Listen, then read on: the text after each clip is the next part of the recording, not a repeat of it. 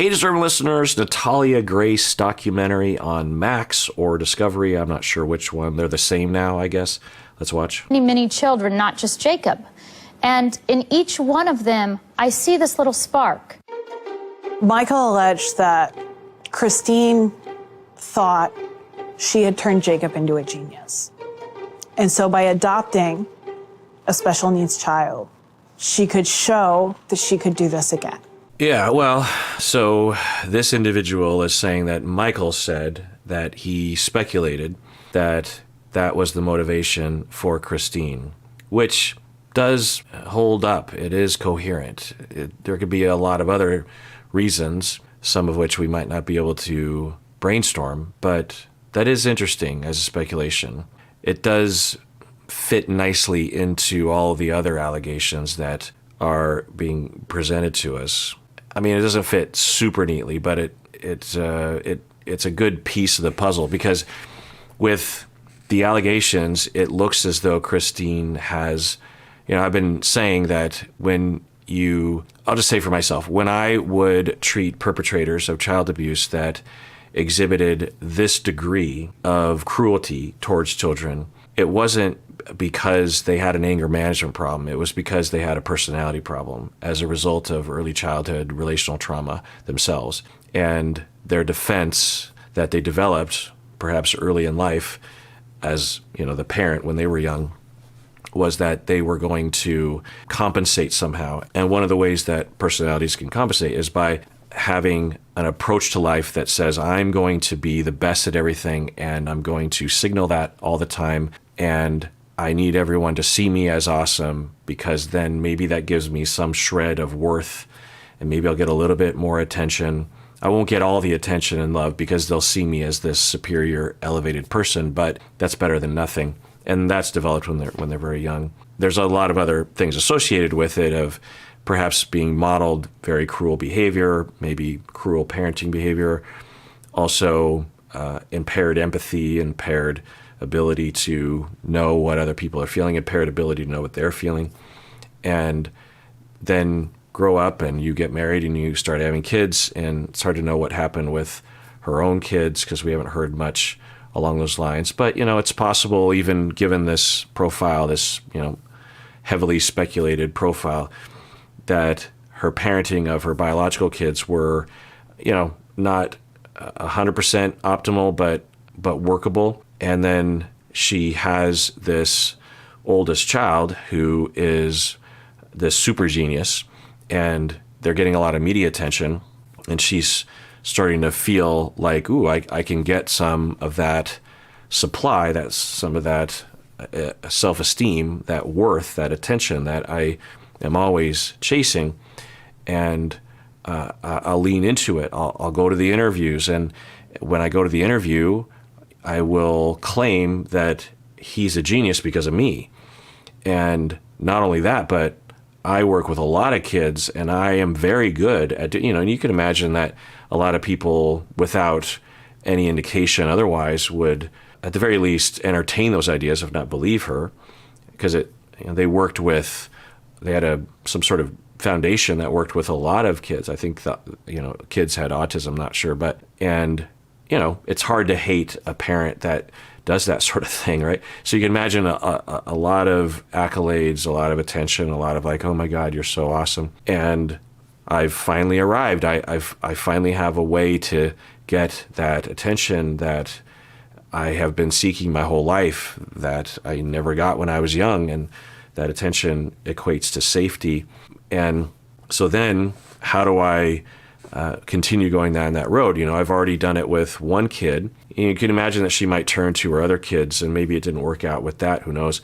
And then she starts to work with the foundation to work with kids that she barely knows, because she'd only see them every once in a while. That's not really working out. She's like, well, if I adopt a kid.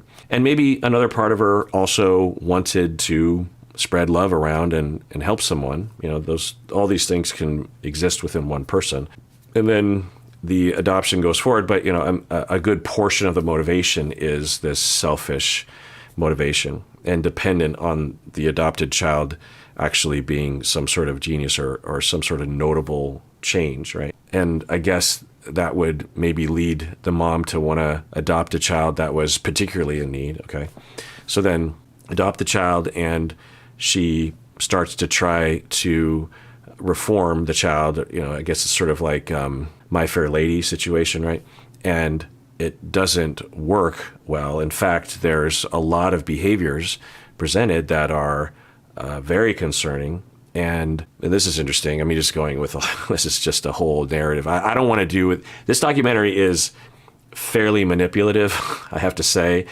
The music and the talking heads, who are all just speaking hearsay and speculating, especially the legal expert, she just says things as if they're fact, when at least what we're being presented, it's not a fact. It's a possibility, but it's not a fact. And at least in the initial phase of this second season, they seem to really be going after Michael. So they must have determined, like, okay, everyone hated her, so now we got to, or, you just imagine the producers having those conversations. And there's not a lot to react to, frankly, because they're not really giving us any data. It's just a lot of people saying speculations, or Natalia telling stories about when she was 4. So it could be true, and I don't fault Natalia for having an idea that she remembers things. She might actually remember things. But anyway, getting back to my highly speculative story here, then it's not working out, which is terrifying. To people with these personality disorders, they don't wake up in the morning and say, I'm going to enact my personality disorder. Their personality disorder and their reactivity is out of desperation. They are, given their relational traumas, they've developed a schema that informs the way they perceive things, and thus the way they feel about things, and thus the way they react to things. And so for them, the things you see that are problematic and harmful to other people, in all likelihood, it's coming from a legit terror that they're going through. Now, they might not actually be in danger, but they feel like it's dangerous because of the schema and the lens they developed when they were growing up. And so this is all just telling a story. I have no idea if this is true, but we could imagine a situation like this where it's like, oh no, I'm not going to be able to get my sense of superiority or my sense of specialness here, because she's not easily My Fair Lady'd. Not only that, but she has a lot of behavioral problems, and if that gets out, if that is known to people, then that will really and not only will I not gain any kind of specialness in the world, but I'll lose specialness, and I've worked so hard to get this amount of respect and compliments from people. And the more I say this, the more it kind of makes it, but it's just speculation. And then she goes on this campaign. She's obsessed with, I need to find a way out of this.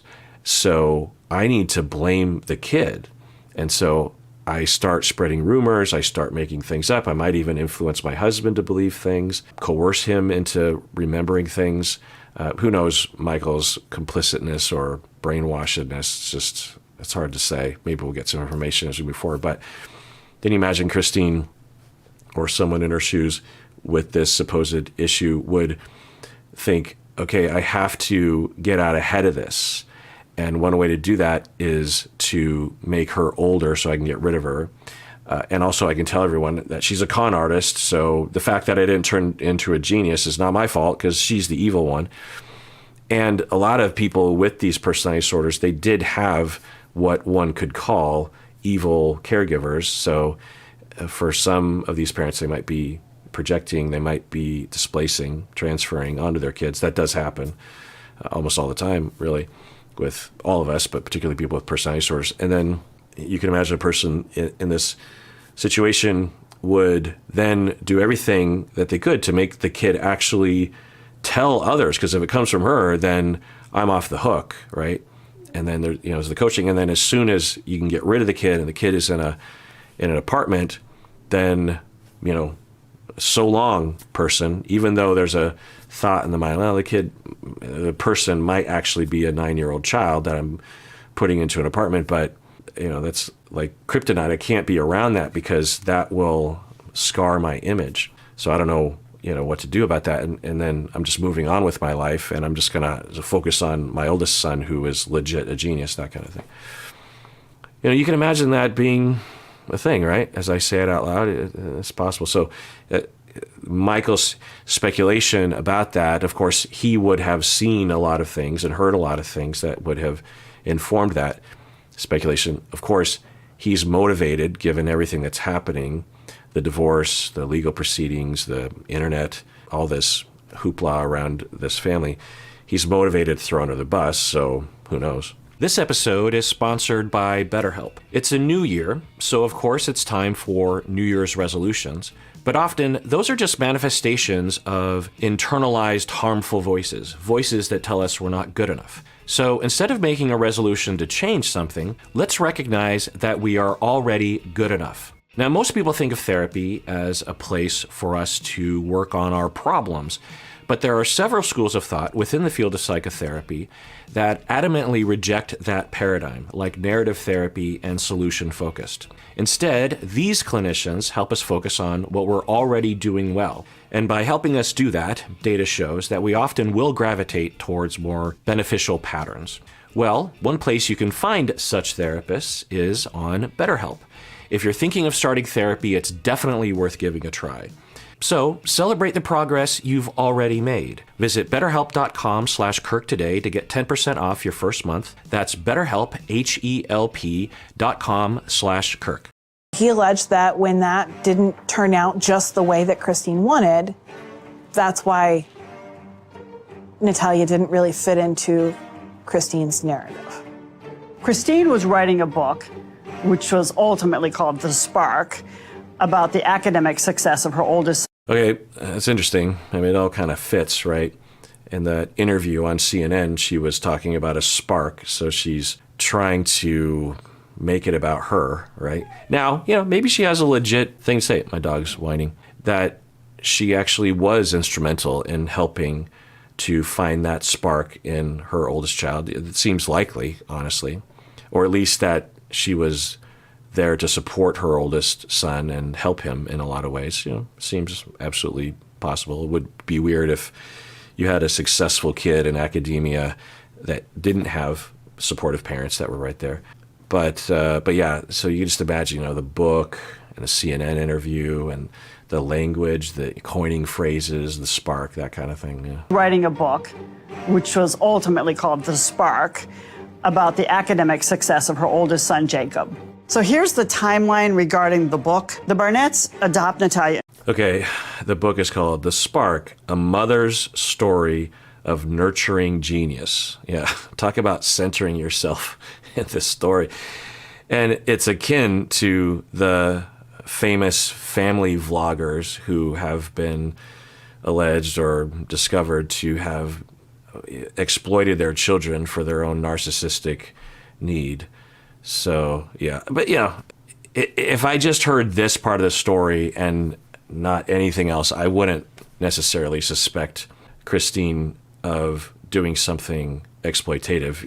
There's nothing wrong with writing a book and celebrating what you've done or spreading what you've learned or something like that. So, but when you put it all together, especially the way they're presenting it. In 2010, Christine signs a book deal in 2011, and the book is published in 2013. So this whole time that Natalia is part of the Barnett household, Christine is really working hard to maintain her image. Now look, we know Christine was no stranger to making money off her kids. She has made a ton off of Jacob.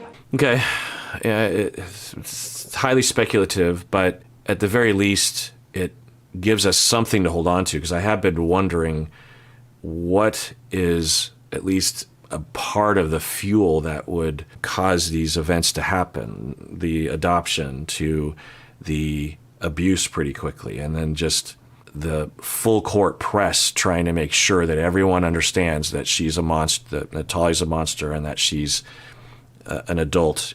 In 2009, Jacob's Place, the daycare center that Christine and Michael ran, made over $100,000. With The Spark, she made at least $500,000 just on the book deal. And wow. Yeah. Interesting. I mean, it fills out that speculative story that your career, your livelihood, your whole image depends on your image. But two, the fact that it even got to that point, right? That now, a parent who creates a foundation that helps people and is doing a lot of work for it and getting donations and maybe a book deal, they're not evil necessarily. But if we go with the allegations against her, even just some of them, it's like, well, did she really care about Natalia or anybody? So how does that make sense? And then you're looking for answers, and this provides a potential answer. And so my point is that it fits into this narrative that we have, this speculative narrative, that she was driven not necessarily by actually trying to help the world and make the world a better place. At least that wasn't the primary drive. The primary drive was that she wants to be seen as special and interesting, and she found an opportunity because she had a kid who was very good at math. That was an opportunity for her to capitalize on. Again, even if a parent did that, it wouldn't necessarily make them a bad parent, as long as they also had other parts of personalities that were helpful as a parent, like love and empathy and that kind of stuff. So it is interesting as a detail, though. And then there were donations. That's enough to build an empire. There was also a movie deal in the works. Rosamund Pike was supposed to play Christine. Christine had a web presence of some kind where she was influencing people to pay her amounts of money. Wow, this is way bigger than I thought it was, even when they first started talking about it. Yeah, wow. Right, you could see a huge motivation. And then if Natalia, say, was a challenge and you're on the up and up, then as an influencer, as an author, you think there wouldn't be anything wrong with saying that, right? Like, you're not going to necessarily lose your quote-unquote empire if you say, hey, I'm learning a lot of new things, and let me share with you, and I'm going to write another book about how difficult this sort of thing can be and how naive I was about, you can still go down that road, but it looks as if, according to the narrative that we're being shown, that she did not want to go down that road for fear of being seen as perhaps not perfect, right? Instead, she had to eliminate the evidence. She had to destroy it. She had to burn the whole thing down. This book that she wrote, there's a fraction of the earnings which were supposed to go to her, and because I'm a pretty big subject of the book. I'm on the cover, so there was a fraction of money that was supposed to go to me, and so. Well, I've already been over so many stories on this channel regarding this. I think is what he's getting at is he either got very little money or no money, at the very least not as much as what was promised to him. And that is a very common story. It goes back over 100 years. It's why we have laws in Hollywood that protect children who are in TV shows and movies. There are no laws in the United States and maybe around the world that protect children from these kinds of situations where they're being used, exploited, either in a book or on reality TV or on a family YouTube channel. And there need to be laws about that. Absolutely. When you look at it, it's just a no-brainer.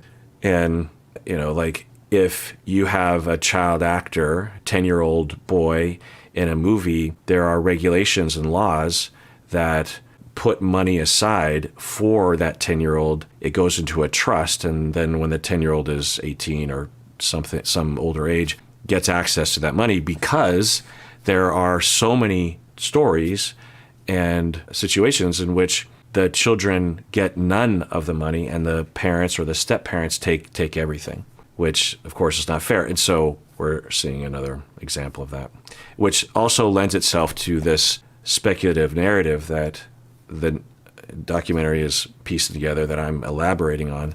Because if you truly care about your children, you don't need a law to tell you to share sure, you put it into a trust fund or something, but you don't promise and then not do it.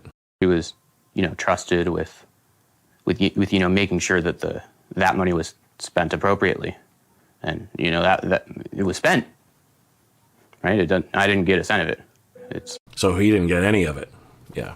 Yeah. And, Jacob comes across as a credible person. So of the people being interviewed that have firsthand accounts of things, Jacob is believable. So, yeah. On the order of 200,000 that was supposed to go to me but didn't. Wow, that's a lot more than I even thought. So it sounds like with the book deal, $600,000 or maybe some other situation, that a sizable percentage. In my head, I'm like, well, maybe it was a few $1,000s, because you could see a parent saying, yeah, I'll give you some money, and the parent thinking, if I promise $3,000 to my kid, their mind's gonna be blown by that. But 200 grand, and who knows? It's just speculation that with someone with the personality issue that I have been describing in front of others, they might want to be magnanimous and show how altruistic and awesome they are by promising it. But then when it comes time to actually enact that promise, the person never actually intended on doing that. They were just saying that. All right, well, that does it for that episode. Everyone out there, please take care of yourself because you deserve it. You really, really do.